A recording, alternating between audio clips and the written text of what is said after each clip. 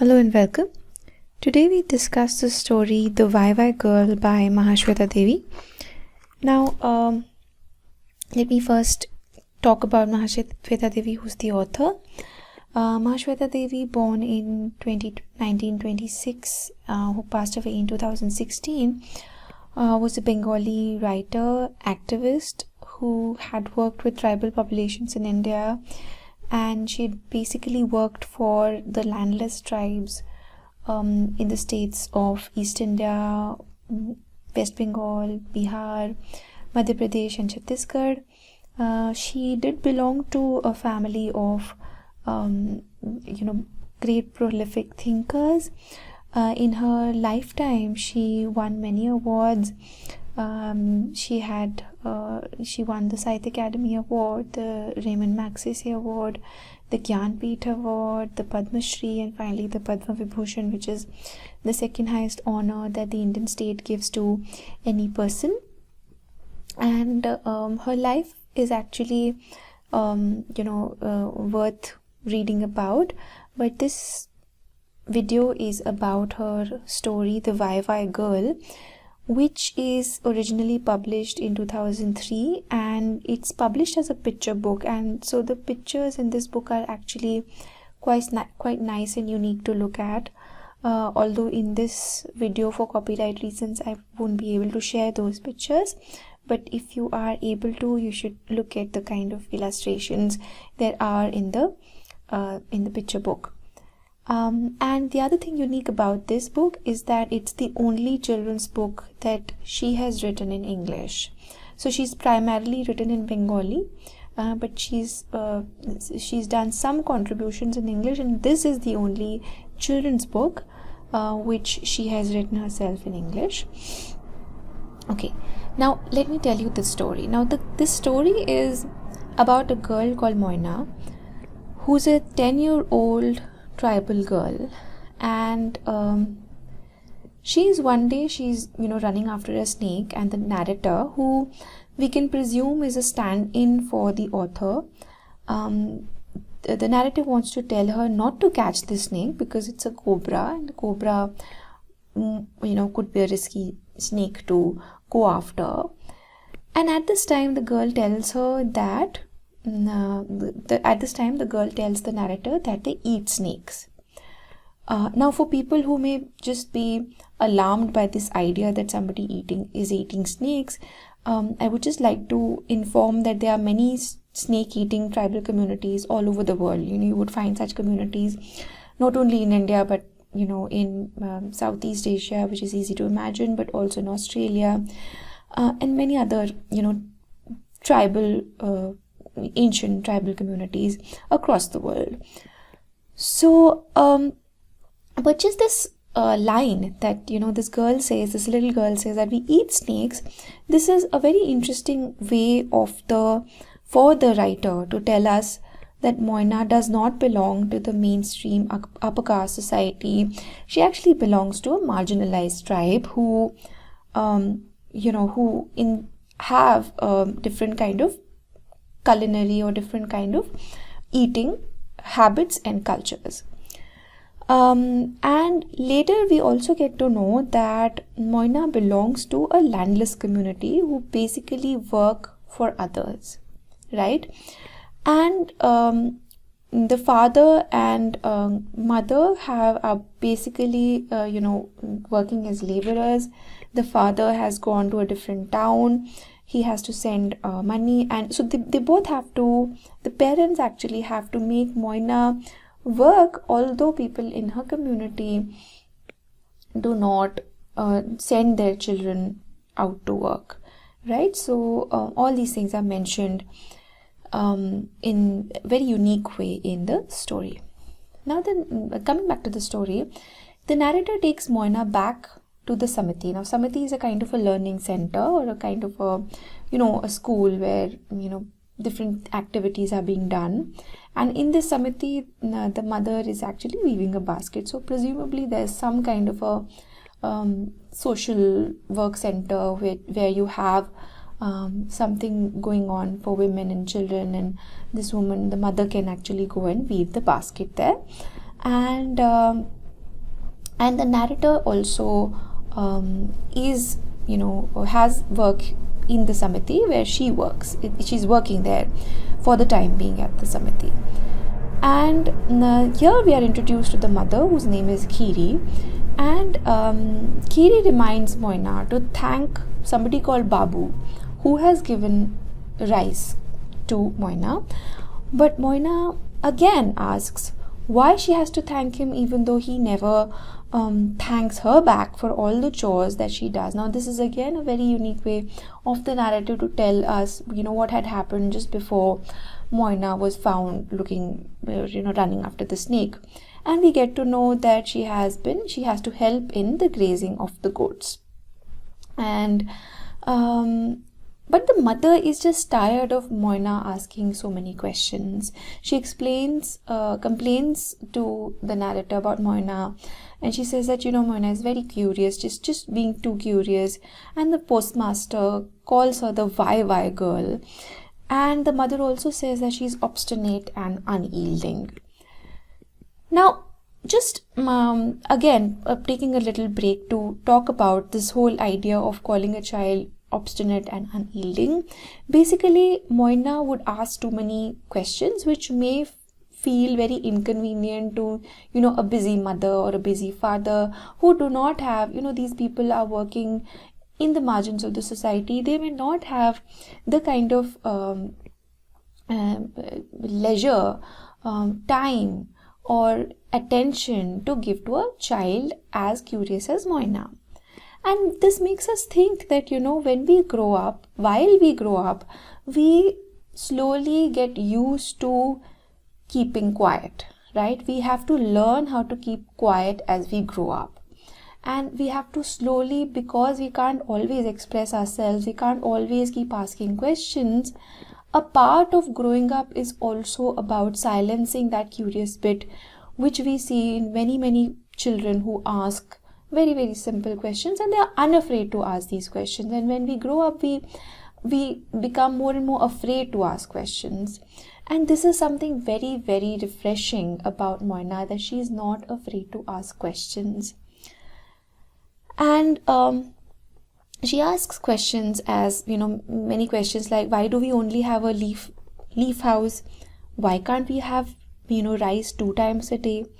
Now, this basic question of asking that why can't we have rice 2 times a day, it means that this family does not have enough money to afford to eat rice twice a day. And the very rice that they eat even a single time a day is coming from this person who was mentioned before, called Babu. So this is a poor family, right? So Moina is actually asking questions about this indirect questions indirectly about their condition being poorer than the rest of the people who she sees around. And there is also this power hierarchy which is unknown to the child, and that's the reason she asks all these questions. And as a reader, we realize that these are social inequalities, and no child is born knowing that the world is unfair or unequal, especially for a child who would belong to a marginalized, or by marginalized I mean a weaker community, who have to teach themselves on how to continue living despite the disparities. So the mother has already schooled herself into accepting this power hierarchy. She has to, the fact that, she's okay with the fact that she has to constantly thank other people. She does not ask questions why they have to keep struggling in their lives while others live comfortably. These are all questions that would maybe bothering people or children in their early age, like Moina. But for Moina, these are genuine, legitimate questions. So through these very, very simple extracts, the author is making us think about how children are taught very, very early to agree or to yield or to adapt to the society. Now the narrator is staying in the village for a month, and I'm coming back to the story now. The narrator is staying in the village for a month, and Moina, irrespective of the fact that the mother disagrees, Moina wants to come and stay with the narrator, and the narrator allows. And when she stays with the narrator, she again keeps asking many questions. And these are, very beautiful questions about, why do stars appear so small? And, such very beautiful, very curious questions, and children can ask these questions. And we understand that unlike her mother, the narrator does not want her to not question. The mother wants to condition her in not asking questions, but the narrator has no incentive in rejecting these questions, so she keeps answering these questions. So one evening when Moina asks why the narrator keeps reading books, the narrator tells her that the answers to all her questions are in these books. And that's when Moina decides that she will learn to read so that she can answer the questions herself. Okay, so this is a kind of a lesson in self-dependence that she learns early on from the narrator. Now, the story goes on, and eventually we get to know that even though Moina has had trouble in enrolling into school, but we later get to know that Moina was the first girl to be admitted to the village primary school when the village school was opened. And when she grows up, we also get to know that Moina becomes a teacher, and she's teaching in the same school where she had studied, and here she is encouraging other children to ask questions. Now, this is where the story ends. Now, what lessons do we learn from this story? Now, the biggest observations which resonates across cultures is that children are always discouraged from asking questions. And Moina wants to know more about her life.